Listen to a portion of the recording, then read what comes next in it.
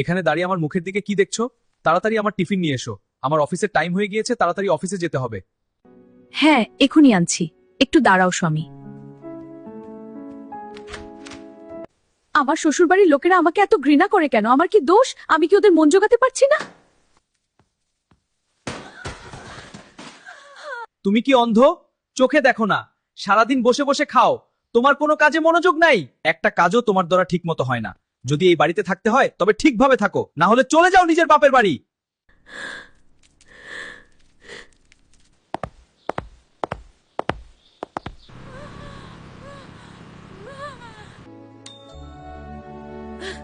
জামাইবাবু, বাইরে কেন দাঁড়িয়ে আছো? ভেতরে আইসা বসো না। আর করল্লা, তুমি কান্না করো কেন?